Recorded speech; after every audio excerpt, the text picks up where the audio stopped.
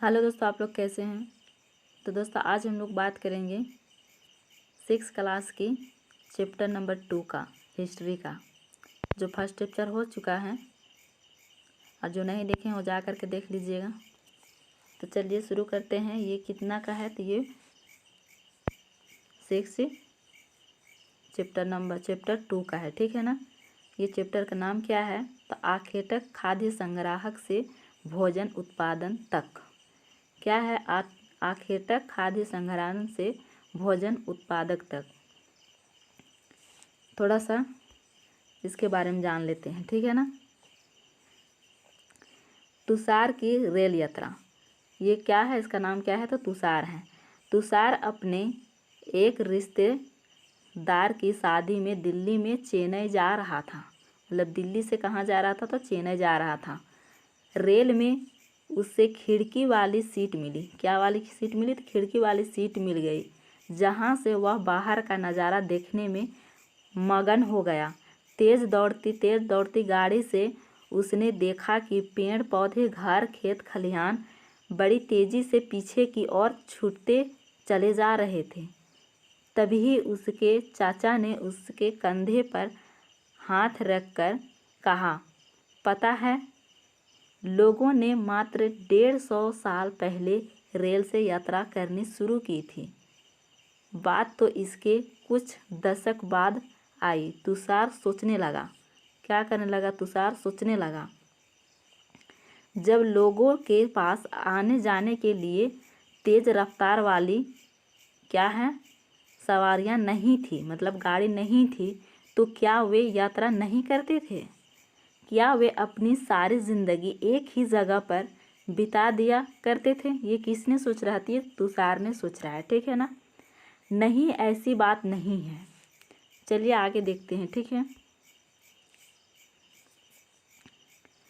आगे है, आरंभिक मानव आखिर वे इधर उधर क्यों घूमते थे।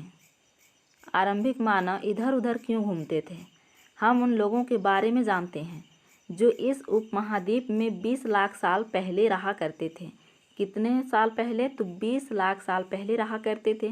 आज हम उन्हें आखेटक खाद्य संग्राहक के नाम से जानते हैं। किस नाम से जानते हैं, तो ये आखेटक संग्राहक के नाम से जानते हैं, ठीक है। भोजन का इंतज़ाम करने की विधि के आधार पर इन्हें इस नाम से पुकारा जाता है। क्या चीज़ करने से, तो ये भोजन के इंतज़ाम करने की विधि से इसे किस नाम पर पुकारा जाता है, तो ये पुकारा जाता है आखेटक खाद्य संग्राहक के नाम पर पुकारा जाता है, ठीक है ना। आमतौर पर खाने के लिए वे जंगली जानवरों का शिकार करते थे, मछलियाँ और चिड़ियाँ पकड़ते थे, फूल मूल, दाने, पौधे, पत्तियाँ, अंडे इकट्ठा करते थे। आखेटक खाद्य संग्राहक समुदाय के लोग एक जगह से दूसरी जगह पर घूमते रहते थे। ऐसा करने का क्या कारण थे, ऐसा करने का क्या कारण थे, तो चलिए देखते हैं क्या कारण थे। पहला कारण यह है, इसका कितना कारण है दोस्तों, तो इसका कारण है 4, ठीक है ना। तो चलिए देखते हैं पहला क्या कारण है।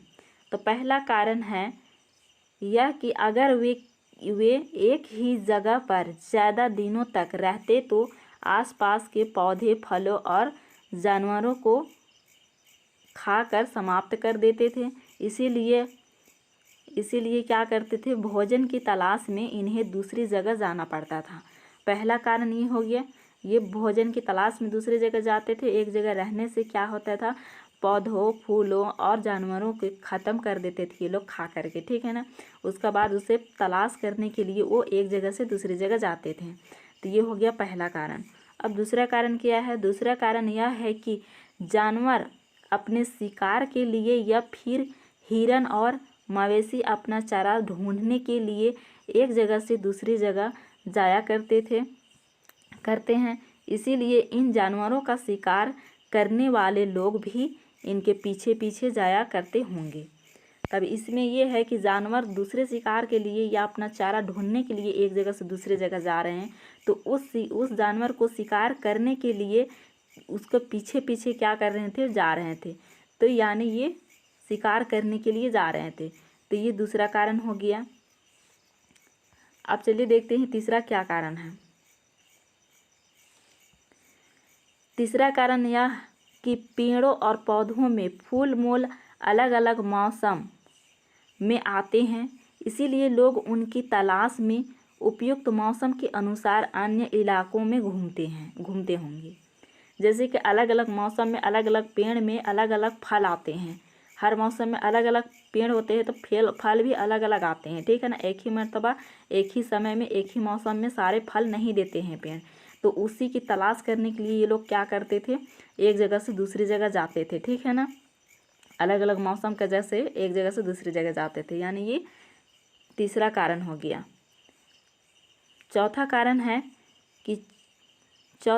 यह है कि पानी के बिना किसी भी प्राणी या पेड़ पौधे का जीवित रहना संभव नहीं होता है, और पानी झीलों, झरनों तथा नदियों में ही मिलता है। यद्यपि कई नदियों और झीलों का पानी कभी नहीं सूखता, कुछ झीलों और नदियों में पानी बारिश के बाद ही मिल पाता है। इसीलिए ऐसे झीलों और नदियों के किनारे बसे लोग को सूखे मौसम में पानी की तलाश में इधर उधर जाना पड़ता होगा। जैसे कि वहाँ पर पानी बिना जीवन अधूरा है, तो इसी तरह से पानी की तलाश में क्या करते थे कि पानी की तलाश में उन लोगों ने पानी की खोज में वो लोग दूसरे जगह जाते थे, यानी ये हो गया 4, ठीक है ना। अब यहाँ से क्वेश्चन कैसा पूछता है, मान लीजिए जब 4 ऑप्शन देगा और एक नहीं रहेगा इसमें से, मगर बोलेगा कि जो सही है उसे चूज़ कीजिए। तो अगर इस चारों को बारे में पता चलेगा तभी आप लोग चूज़ कर पाइएगा, ठीक है ना। तो चलिए नेक्स्ट क्या है, आरंभिक मानव के बारे में जानकारी कैसे मिलती है। क्या है, आरंभिक मानव के बारे में जानकारी कैसे मिलती है। तो पुरातत्वविदों के कुछ ऐसी वस्तुएं मिली है जिनका निर्माण और उपयोग आखेटक खाद्य संग्राहक किया करते थे। कौन किया करते थे, आखेटक खाद्य संग्राहक किया करते थे। यह संभव है कि लोगों ने अपने काम के लिए पत्थरों, लकड़ियों और हड्डियों के औजार बनाए हो। इनमें से पत्थरों के औजार आज भी बचे हैं। क्या है दोस्तों, पत्थरों के औजार आज भी क्या है, बचे हुए हैं। नेक्स्ट है, इनमें से कुछ औजार का उपयोग फल फूल काटने, हड्डियां और मांस काटने, क्या करने के लिए, तो फल फूल काटने और हड्डियां और मांस को काटने तथा पेड़ों के छाल और जानवरों की खाल उतारने के लिए किया जाता था।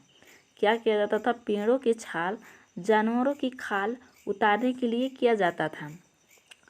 कुछ के साथ हड्डियों या लकड़ियों के मुट्ठे लगा कर भाले और बाण जैसे हथियार बनाए जाते थे। मान के चलिए ये है चाकू, और इसमें ये क्या करते थे, लकड़ी को मुट्ठे लगाए जाते थे उसको पकड़ने के लिए, ठीक है ना। कुछ औजार से लकड़ियाँ काटी जाती थी। लकड़ियों का उपयोग ईंधन के साथ साथ झोंपड़ियाँ और औजार बनाने के लिए भी किया जाता था।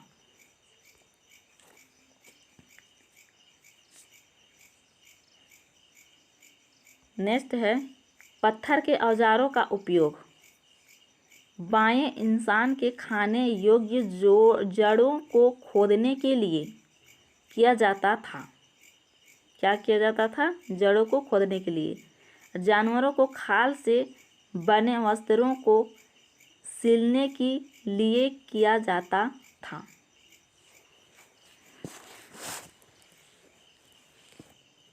सिलने के लिए किया जाता था, जैसे यहाँ पर दिखाया गया है, ठीक है। नेक्स्ट है, रहने की जगह निर्धारित करना।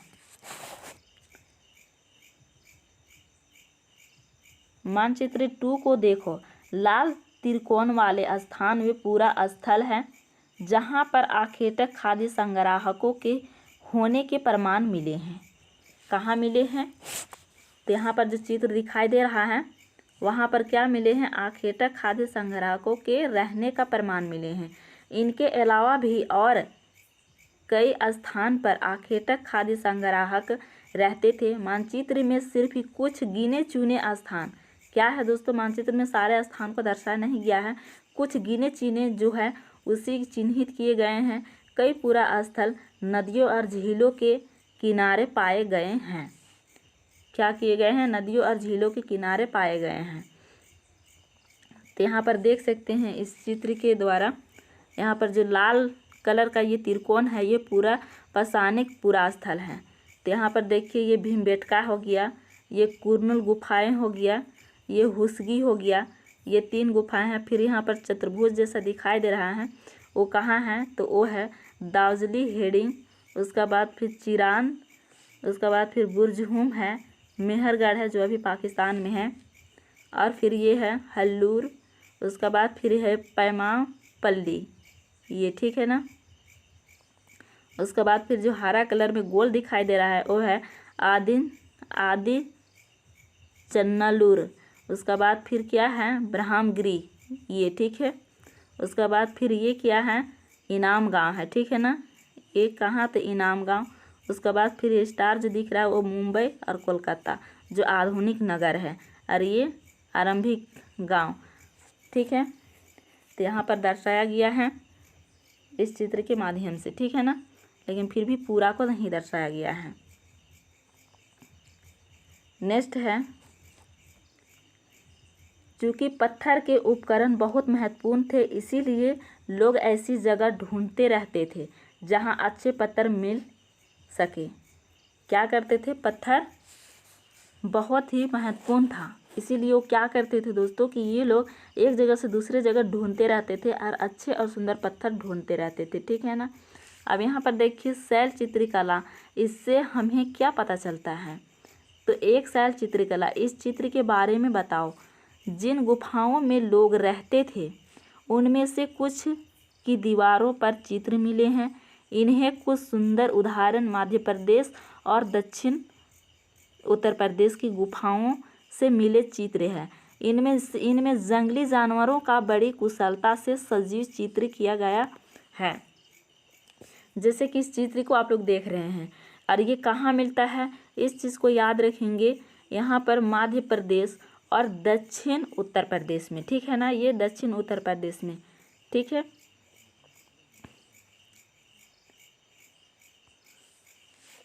और यहाँ पर देखिए भीमबेटका आधुनिक मध्य प्रदेश में है। कहाँ है भीमबेटका, आधुनिक मध्य प्रदेश में है। और इस पूरा स्थल पर गुफाएं व कंदराएं मिली है। लोग इन गुफाओं में इसीलिए रहते थे क्योंकि यहाँ उन्हें बारिश, धूप और हवाओं से राहत मिलती थी। ये गुफाएं नर्मदा घाटी के पास है। कहाँ है, नर्मदा घाटी के पास है, ठीक है ना, जैसे कि ये पत्थर देख रहे हैं। नेक्स्ट क्या है, तो नेक्स्ट है पूरा स्थल। पूरा स्थल उस स्थान को कहते हैं जहाँ औजार, बर्तन और इमारतों जैसी वस्तुओं के अवशेष मिलते हैं। ऐसे वस्तुओं का निर्माण लोगों ने अपने काम के लिए किया था और बाद में वे उन्हें वही छोड़ गए। क्या किए, वही वो छोड़ गए। ये ज़मीन के ऊपर अंदर कभी कभी समुंदर और नदी के तल में भी पाए जाते हैं। इन पूरा स्थलों के बारे में आपको अलग अध्याय में बताया जाएगा, यानी दूसरी क्लास में से बताया जाएगा, ठीक है। आग की खोज। आग की खोज, कुरनूल गुफा ढूंढो। यहाँ राख के अवशेष मिले हैं। कहाँ मिले हैं राख के अवशेष, तो ये कुरनूल गुफा में मिले हैं। इसका कुरनूल गुफा में मिले हैं, इसका मतलब यह है कि आरंभिक लोग आग जलाना सीख गए थे।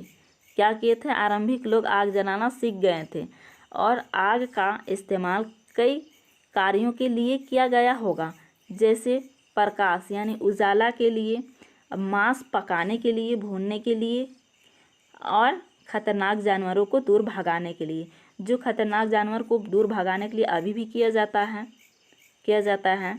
तो ये सारे चीज़ कर रहे थे, ठीक है ना। इससे पता हम लोगों को चलता है कि आग जलाना भी सीख गए थे।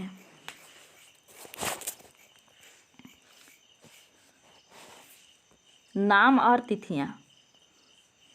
हम जिस काल के बारे में पढ़ रहे हैं, ये पुरातत्वविदों ने उनके बड़े बड़े नाम रखे हैं। आरंभिक काल को वे पुरापाषाण काल कहते हैं। यह दो शब्दों पुरा यानी प्राचीन यानी पुराना और पाषाण यानी पत्थर से बना है।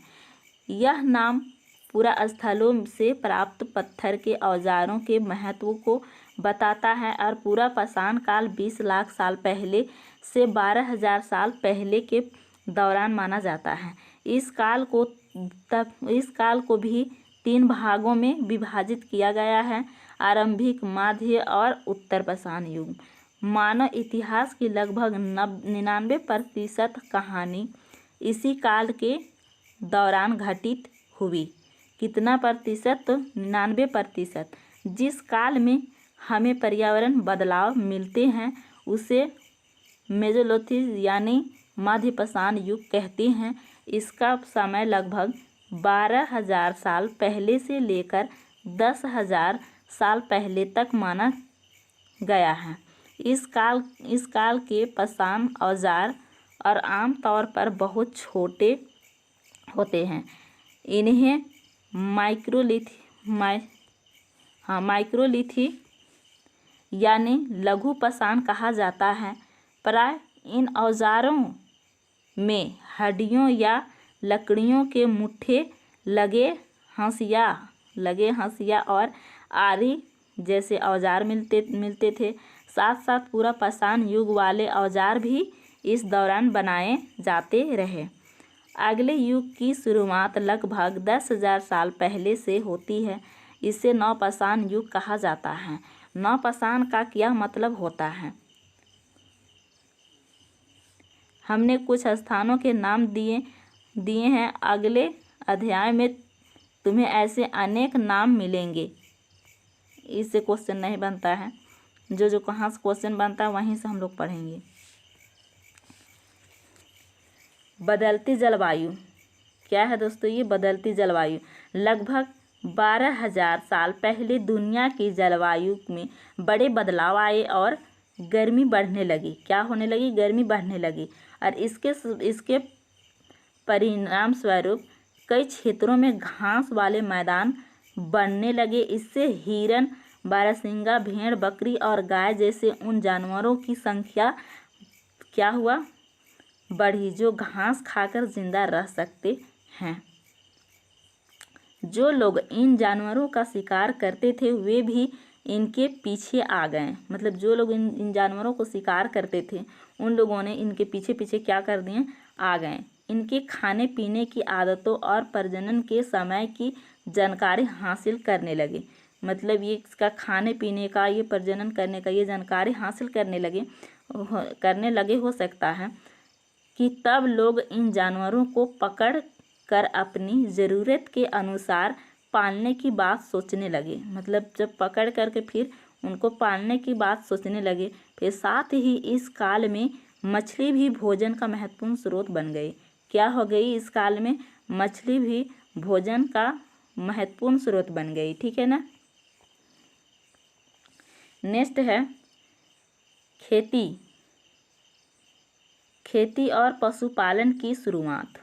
अब ये खेती और पशुपालन की शुरुआत चलिए देखते हैं। इसी दौरान उपमहाद्वीप के विभिन्न इलाकों में गेहूं और जौ और धान जैसे अनाज प्राकृतिक रूप से उगने लगे थे। कौन सा? तो ये गेहूं हो गया और फिर जौ हो गया और धान। ठीक है ना। प्राकृतिक रूप से उगने लगे थे। और शायद महिलाओं, पुरुषों और बच्चों ने इन अनाजों को भोजन के लिए क्या करते थे? बटोरना शुरू कर दिया होगा।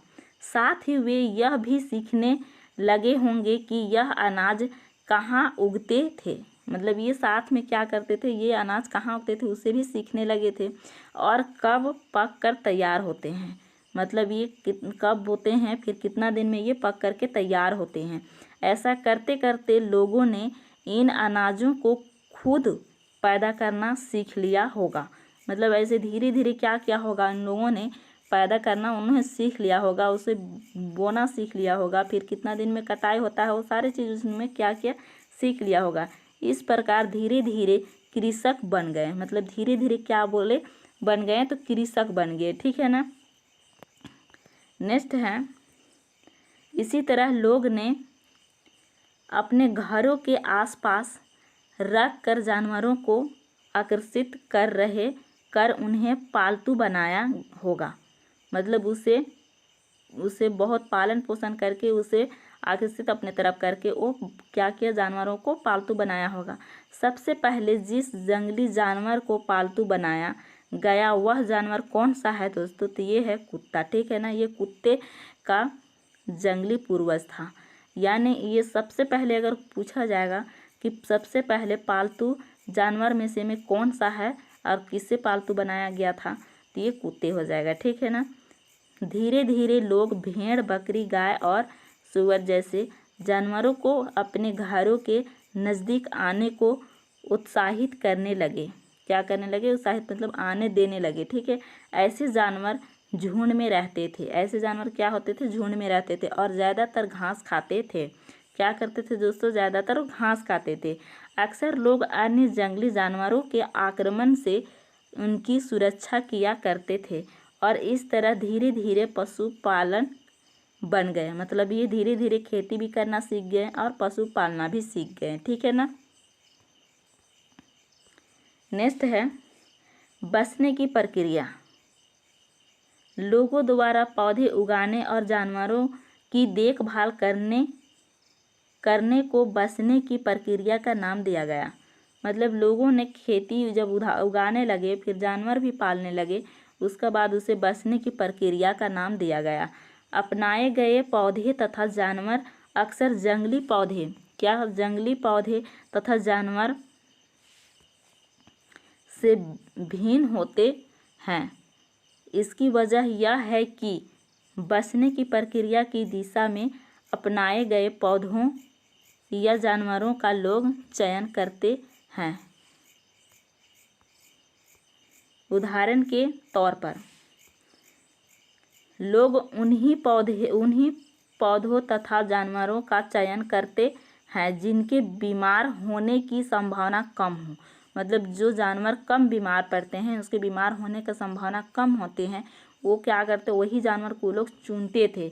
यही नहीं, लोग क्या करते थे, लोग इन्हीं पौधों को चुनते हैं जिनसे बड़े दाने वाले अनाज पैदा होते हैं, साथ ही जिनकी मजबूत डंठलें अनाज के पके दानों के भार को संभाल सकें।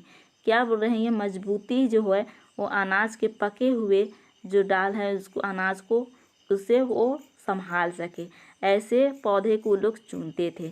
क्यों चुनते थे, क्योंकि पक जाने के बाद डाल टूट जाएगा, इनका डर था, इसीलिए लोग जो मोटे डंठल थे उसे वो लोग चुनते थे संभाल सके। ऐसे पौधे के बीज को संभाल कर रखा जाता है ताकि फिर क्या होता है, संभाल कर रखा जाता है ताकि फिर से उगाने के लिए उनके गुण सुरक्षित रह सके। उन्हीं जानवरों को आगे प्रजनन के लिए चुना जाता है जो आमतौर पर अहिंसक होते हैं।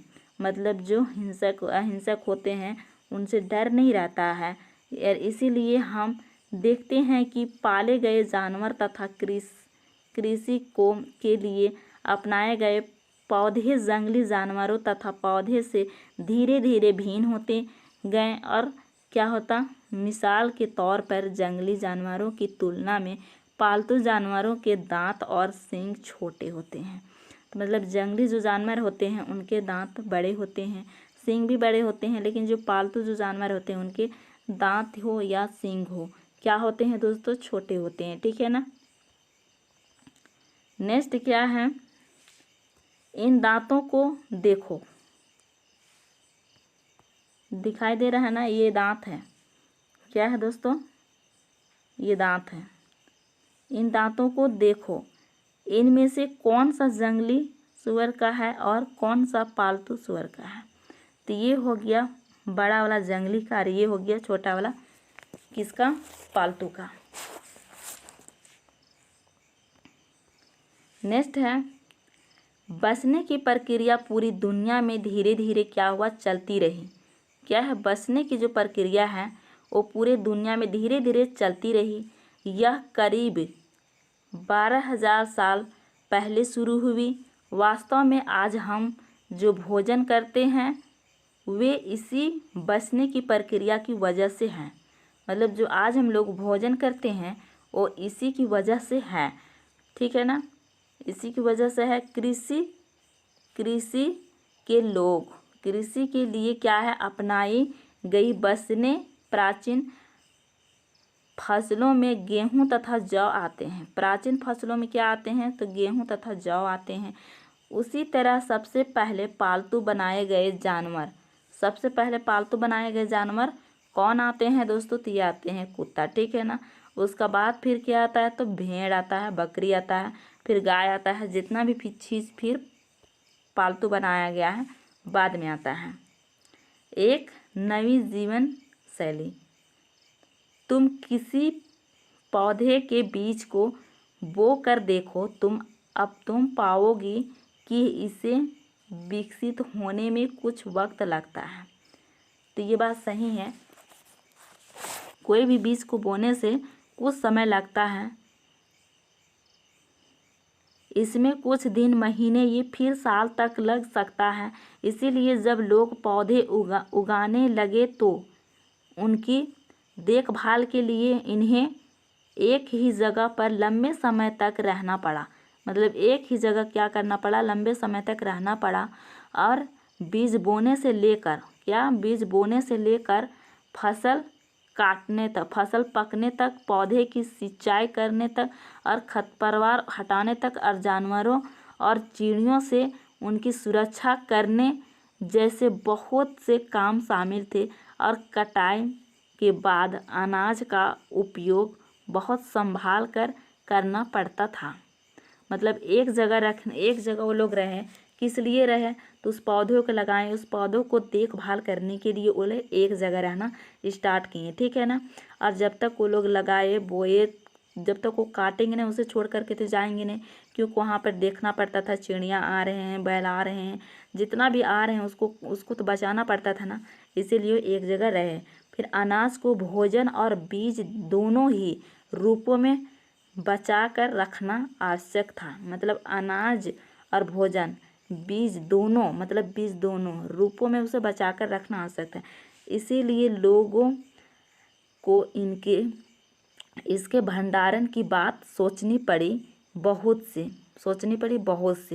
बीज के रूप में ये देख सकते हैं, अनाज का उपयोग है ये बीज के रूप में, फिर खाद्य के रूप में, फिर उपहार के रूप में, फिर भंडारण के रूप में, ठीक है ना। नेक्स्ट है, इलाकों में लोग ने मिट्टी के बड़े बड़े बर्तन, मतलब मिट्टी के बड़े बड़े क्या करने लगे, बर्तन बनाए, टोकरियाँ बुनी, या फिर जमीन में गड्ढा खोदा। उसके बाद फिर क्या हुआ, जानवर चलते फिरते खाद्य भंडारण। जानवर बच्चे देते हैं जिससे उनकी संख्या बढ़ती है। क्या होती है, जब जानवर बच्चे देते हैं तो ऑब्वियसली बात है कि जनसंख्या बढ़ती है। फिर अगर जानवरों की देखभाल की जाए तो उनकी संख्या तो बढ़ती ही है, साथ ही उससे दूध भी प्राप्त हो सकता है। क्या है, मतलब बछड़ा भी हो रहा है, उसको पाल रहे हैं तो, और फिर वहाँ से दूध भी आ रहा है। भोजन का एक अच्छा स्रोत यही नहीं, जानवरों से हमें मांस भी मिलता है। मतलब जानवर से दूध भी मिल रहा है, मांस भी मिलता है। और दूसरे शब्दों में पशुपालन भोजन के भंडारण का एक तरीका है। मतलब पशुपालन भोजन के भंडारण का एक तरीका भी है, ठीक है ना। भोजन उन लोग पाल भी रहे हैं, उसे खा भी रहे हैं और दूध भी दे रहे हैं। भोजन के अतिरिक्त जानवरों से और क्या क्या मिल सकता है। आज जानवरों का उपयोग किस लिए होता है। आरंभिक कृषकों और पशुपालकों के बारे में पता करें। पृष्ठ संख्या 13। देखो क्या तुम्हें कई नीले वर्ग दिख रहे हैं? पता है इनमें से प्रत्येक बिंदु उस जगह को दर्शाता है जहाँ पुरातत्वविदों को शुरुआत कृषकों और पशुपालकों के होने के साक्ष्य मिले हैं, पूरे उपमहाद्वीप में पाए गए हैं। इनमें सबसे महत्वपूर्ण क्या है दोस्तों? तो पश्चिम उत्तर क्षेत्र में, आधुनिक कश्मीर में और पूर्वी तथा दक्षिण भारत में पाए गए हैं। कहाँ कहाँ पाए गए हैं? तो ये कश्मीर में पाए गए हैं और पूर्व में पाए गए हैं और फिर दक्षिण भारत में पाए गए हैं। ठीक है ना।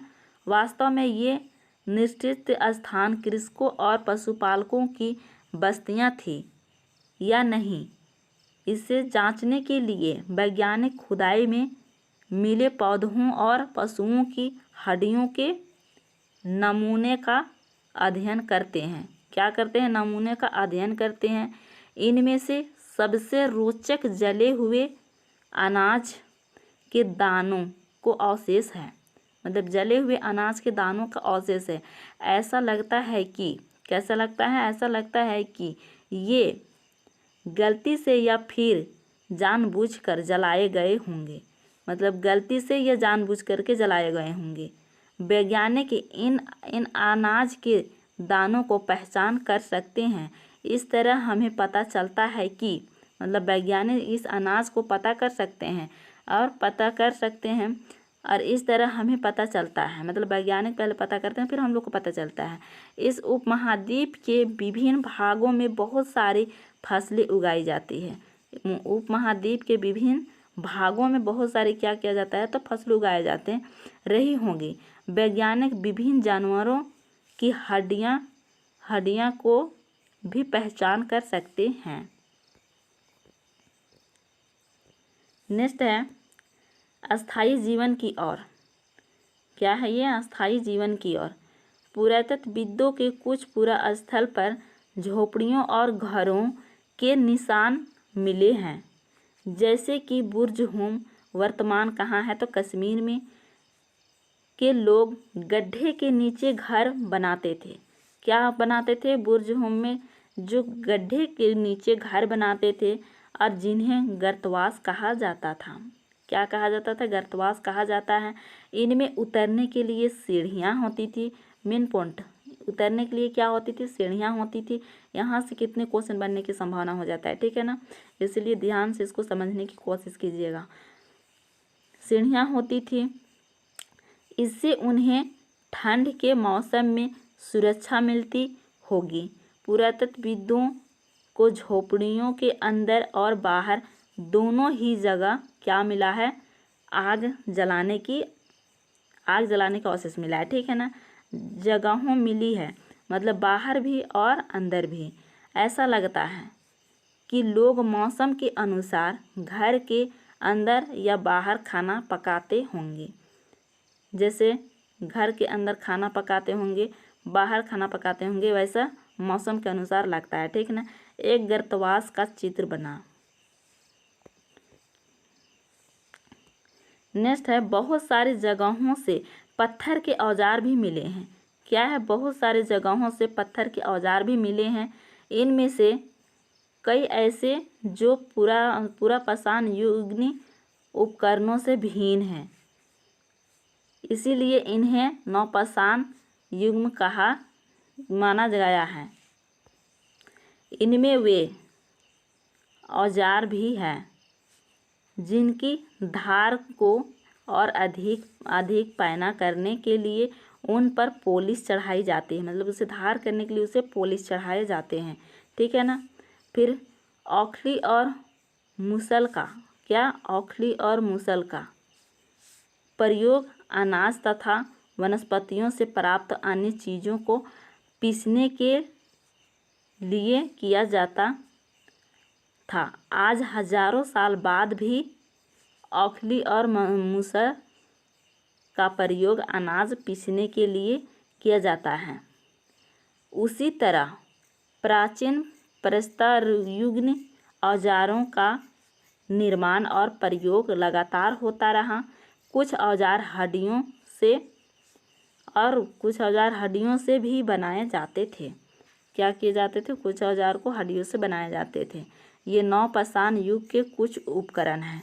ये नवपाषाण युग के कुछ उपकरण हैं, ठीक है ना। नेक्स्ट है, नवपाषाण युग के पूरा स्थल से कई प्रकार के मिट्टी के बर्तन मिले हैं। कभी कभी इन पर अलंकरण भी किया जाता है। बर्तनों का उपयोग चीज़ों को रखने के लिए किया जाता था। चीज़ों को क्या किया जाता था? रखने के लिए किया जाता था। धीरे धीरे इस बर्तन में क्या होने लगा? खाना बनने के लिए भी करने लगे। खाना बनने के लिए भी करने लगे। और चावल गेहूं तथा दलहन जैसे अनाज अब आहार का महत्वपूर्ण हिस्सा बन गए थे। इसके साथ साथ अब लोग कपड़े भी बुने गए थे। क्या? कपड़े भी बुनने लगे थे। क्या करने लगे थे? कपड़े भी बुनने लगे थे। इसके लिए कपास जैसे आवश्यक पौधे उगाए जा सकते थे। मतलब ये कपास का भी पौधा वहाँ उगाना शुरू कर दिए थे, ठीक है ना। नेक्स्ट है, क्या ये परिवर्तन हर जगह एक साथ ही आ गए होंगे? ऐसी बात नहीं है। एक तरफ जहाँ कई जगहों पर स्त्री पुरुष शिकार और भोजन संग्रह करने का काम करते थे। मतलब एक तरफ जहाँ कोई जगह पर स्त्री और पुरुष शिकार और भोजन संग्रह करने का काम करते रहे थे, वही अन्य लोगों ने हजारों साल के दरमियान धीरे धीरे क्या करने लगे थे? धीरे धीरे खेती और पशुपालन को अपना लिया। हजारों साल बाद फिर क्या किए? ये धीरे धीरे खेती और पशुपालन को अपना लिया। बहुत जगह लोग मौसम के मुताबिक बदल कर अपनी जीविका चलाया करते थे। क्या करते थे? अपना जीविका चलाया करते थे। नेक्स्ट क्या है? सूक्ष्म निरीक्षण, मेहरगढ़ में जीवन मृत्यु।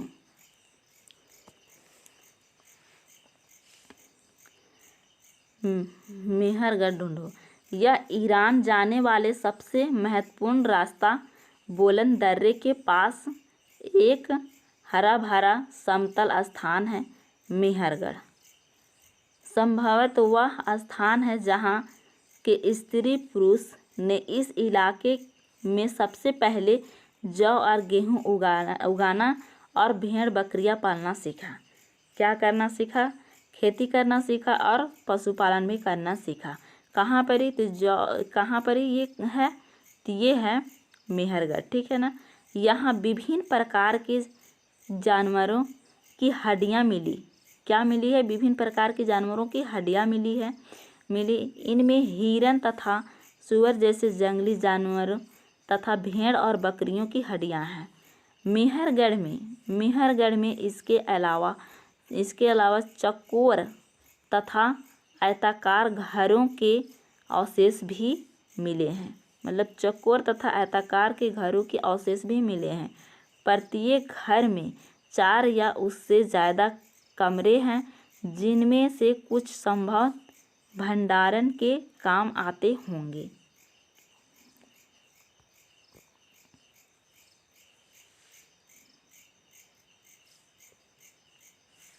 तो देखिए यहाँ पर ये क्या है? ये चित्र है मेहरगढ़ के घर का चित्र है। ये क्या है? ये मेहरगढ़ का घर का चित्र है। मेहरगढ़ के घर शायद ऐसे दिखते हो, ठीक है ना।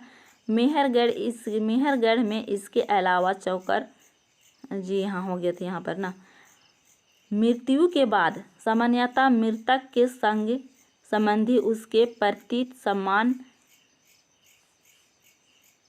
जताते हैं। लोगों की आस्था है कि मृत्यु के बाद भी जीवन होता है। मतलब लोगों क्या करते हैं कि उसकी मृत्यु के बाद भी जीवन होता है, ये ऐसा सोचना था, ठीक है ना। इसीलिए कब्रों में क्या करते थे? मृतकों के साथ कुछ सामान भी रखे जाते थे। मेहरगढ़ में ये चीज़ मिले हैं। कहाँ से मिले हैं? तो मेहरगढ़ से मिले हैं। मतलब उनका सोचना था कि मृत्यु के बाद सामान्यतः मृतक के संगे एक संबंधित उससे प्रति सम्मान जताते थे। लोगों की आस्था है कि मृत्यु के बाद भी क्या था? जीवन होता है। इसीलिए कब्र में क्या करते थे? मृतकों के साथ कुछ सामान भी रखे जाते थे। कहाँ पर? तो मेहरगढ़ में। ठीक है ना। नेक्स्ट है, ऐसी कई कब्रें मिली हैं। ऐसी कई कब्रें मिली हैं, एक नहीं बल्कि यहाँ पर बोला जा रहा है कि कई कब्रें मिली हैं। एक कब्र में एक मृतक के साथ एक बकरी को भी दफनाया गया था। संभवतः इसमें परलोक में मृतक के खाने के लिए रखा गया होगा। मतलब वहाँ पर भी खाया जाता है, वहाँ पर भी उसे इसीलिए साथ में क्या करते थे? कब्र में उसे दफनाया जाता था एक बकरी के साथ में। ठीक है ना, ताकि इसको काम आएगा, ये खाएगा। मेहरगढ़ की कब्र का चित्र है ये, देख सकते हैं, ये मेहरगढ़ का कब्र का चित्र है ये। ठीक है। नेक्स्ट है, फ्रांस में गुफा में की गई चित्रकारी। अपने अटलस में फ्रांस ढूंढो। यह चित्र फ्रांस की एक गुफा का है। ये चित्र कहाँ का है? तो एक फ्रांस का एक गुफा का चित्र है। इस पूरा स्थल की खोज लगभग 100 साल पहले 4 स्कूली छात्रों ने की थी। क्या की थी? ये पूरा स्थल को कब खोजा गया? तो 100 साल पहले 4 स्कूली छात्रों ने की थी। इस तरह के चित्र लगभग 20,000 साल पहले से लेकर 10,000 साल पहले के बीच बनाए गए। कितना? तो 20,000 साल पहले से लेकर के 10,000 साल पहले के बीच में बनाए गए हैं होंगे। इनमें कई जानवरों के चित्र हैं। मतलब दिखाई दे रहा है ना कि यहाँ पर ये एक जानवर है, इसका पैर दिख रहा है, देख रहे हैं, चित्र है। इनमें जंगली घोड़े, गाय, भैंस, गेंडा, क्या क्या है? जंगली घोड़े, गाय, भैंस, गेंडा, रेंडियर और बारहसिंगा और सुअर को गहरे चमकीले रंगों से चित्रित किया गया है। ठीक है ना। इन रंगों को लौह आश्चर्य और चारकोल जैसे खनिज पदार्थ से बनाया जाता था। संभव है कि इन चित्रों को उत्सवों के अवसर पर बनाया जाता था या फिर उन्हें शिकारियों द्वारा शिकार पर निकलने से पहले कुछ अनुष्ठानों के लिए बनाया गया होगा। ठीक है ना।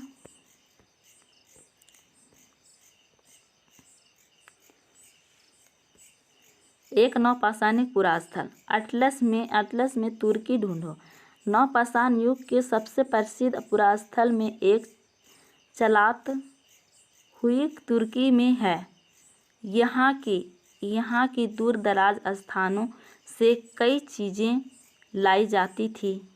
उनका उपयोग किया जाता था, जिसे सीरिया से लाया गया। क्या था ये? सीरिया से लाया गया चकमक पत्थर, लाल सागर की कचौड़ियाँ तथा भूमध्य सागर की सीपियाँ। ध्यान रहे कि उस समय तक पहिए वाले वाहन का विकास नहीं हुआ था। लोग सामान खुद या जानवरों की पीठ पर लाद कर ले जाया करते थे, एक जगह से दूसरी जगह तक।